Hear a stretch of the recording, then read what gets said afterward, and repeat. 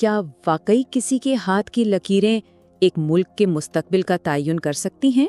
آج ہم پامسٹ صادق ملک کی کچھ ایسی ہی تہلکہ خیز پیشگوئیوں کا جائزہ لے رہے ہیں جن میں یہ دعویٰ کیا گیا ہے کہ پاکستان کے طاقتور ترین سیاسی رہنماؤں کی قسمت دراصل ان کے ہاتھوں میں ہی لکھی ہوئی ہے۔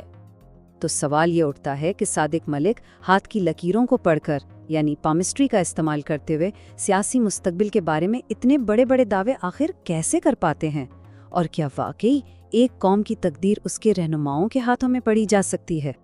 تو چلیے اس دلچسپ موضوع کی گہرائی میں اترتے ہیں۔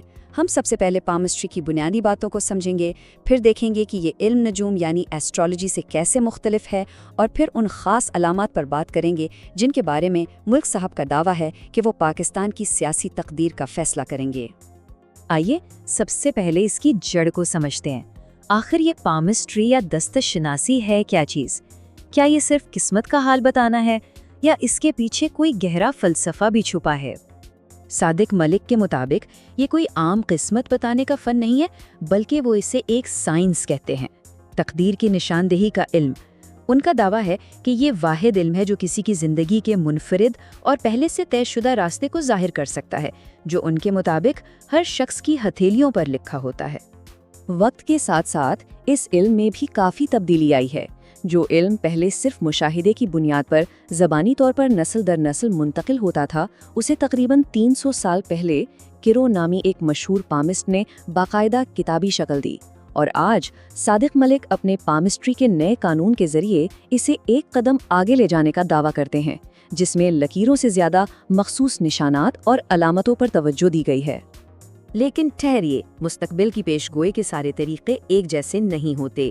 صادق ملک اپنے علم اور علم نجوم یعنی ایسٹرالوجی کے درمیان ایک بہت واضح لکیر کھینچتے ہیں اور ایسٹرالوجی پر سخت تنقید بھی کرتے ہیں۔ تو فرق کیا ہے؟ ان کے حساب سے سارا فرق یونیکنیس کا ہے۔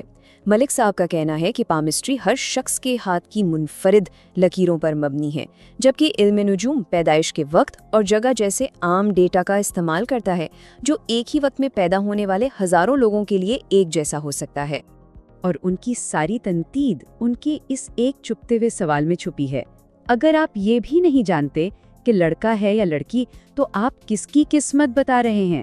ملک صاحب کے نزدیک کسی فرد سے براہ راست ذاتی تعلق کے بغیر جیسے کہ ہاتھ پڑھنا کی گئی کوئی بھی پیشگوئی بے معنی ہے۔ اچھا، تو یہ صرف موٹی موٹی لکیروں کی بات نہیں ہے۔ یہ نظریہ اس وقت بہت مخصوص ہو جاتا ہے جب بات کچھ خاص نشانات کی ہو۔ مثال کے طور پر دل کی لکیر پر بننے والی انگریزی حرف بی کی ایک شکل، جس کے معنی اس کی جگہ کے حساب سے ڈرامٹک طور پر بدل سکتے ہیں۔ اور یہاں پر بات بہت دلچسپ ہو جاتی ہے۔ اس ماخذ کے مطابق بی کے اس نشان کی جگہ انتہائی اہم ہے۔ صرف چند ملی میٹر کا فرق ایک ہمدرد اور اچھی ازدواجی زندگی والے شخص اور ایک مجرمانہ ذہنیت رکھنے والے خود غرض شخص کے درمیان فرق بتا سکتا ہے۔ اس سے اندازہ ہوتا ہے کہ یہ ریڈنگز کتنی تفصیلی مانی جاتی ہیں۔ اور اب آتے ہیں اس تصور پر جو صادق ملک کی سیاسی پیشگوئیوں کی بنیاد ہے، راجا یوگ، جسے بادشاہوں کی نشانی بھی کہا جاتا ہے۔ ملک صاحب کا دعویٰ ہے کہ انہوں نے 32 قسم کے راجا یوگ نشانات کی نشاندہی کی ہے۔ ان کے مطابق ان میں سے کسی ایک نشان کی موجودگی بھی کسی شخص کو اپنے شعبے میں سب سے اونچے مقام پر پہنچانے کے لیے کافی ہے۔ یہ ایک نایاب اور طاقتور نشانی سمجھی جاتی ہے۔ تو یہ راجا یوگ کا مطلب صرف بادشاہ ہونا نہیں ہے، اس کا مطلب کسی بھی ادارے میں حکمران بننا ہے، چاہے وہ وزیر اعظم ہو، آرمی چیف ہو یا پولیس کا سربراہ۔ اور دلچسپ بات یہ ہے کہ ملک صاحب کا دعویٰ ہے کہ عمران خان اور نواز شریف دونوں کے ہاتھ میں ڈبل راجا یوگ موجود ہے۔ اور اسی کے ساتھ ہم پہنچتے ہیں اس پورے تجزیے کے سب سے اہم حصے پر۔ ملک صاحب ان نظریات کا اطلاق پاکستان کی طاقتور ترین شخصیات پر کیسے کرتے ہیں؟ یہاں سے پیشگوئیاں بہت ٹھوس شکل اختیار کر لیتی ہیں۔ اس کی سب سے بڑی مثال وہ پیش کرتے ہیں 2020 میں جنرل عاصم منیر سے اپنی ملاقات کی۔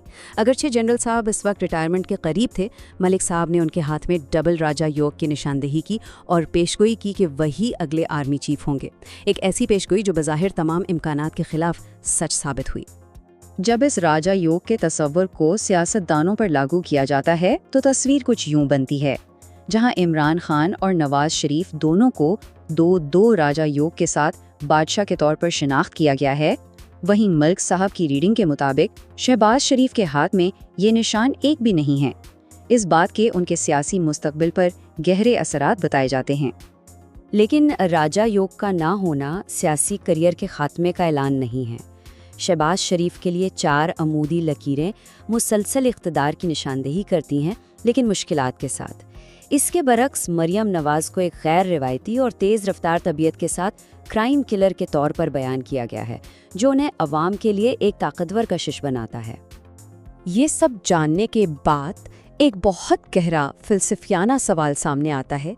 अगर हमारी तकदीर हमारे हाथों में पहले से लिखी है, तो फिर हमारी आज़ाद मर्जी और दुआओं का क्या किरदार है? इस माखज़ के मुताबिक तकदीर की 2 किस्में हैं। एक है तकदीर मबरम, यानी वो अटल किस्मत जो हतमी नताइज का तयन करती है, और दूसरी है तकदीर मुअल्लक जो मंसूबाबंदी और अमल करने की हमारी सलाहियत से मुताल्लिक है। यानी हम ये तो मुंतखब कर सकते हैं कि खेलना कैसे है, लेकिन खेल का हतमी नतीजा पहले से ही तयशुदा है। और यहाँ तक कि दुआ, जिसे हम अक्सर तकदीर बदलने का एक जरिया समझते हैं, इस निज़ाम में इसका भी एक अलग ही रोल है। अगर दुआ से किसी की तकदीर बेहतर होनी है, तो ये भी उसकी तकदीर में पहले ही लिख दिया गया था कि इसे दुआ की रहनुमाई मिलेगी। ये एक बहुत दिलचस्प और गहरी सोच है। तो आखिर में सवाल वही है, क्या हमारे हाथों की लकीरें एक अटल रास्ते की निशानदेही करती हैं, या ये सिर्फ इम्कानात का एक नक्शा है जिसे हम अपने फैसलों से खुद बनाते हैं? चाहे कोई पामिस्ट्री पर यकीन रखे या ना रखे, ये ख्याल कि तकदीर हमारे हाथों में है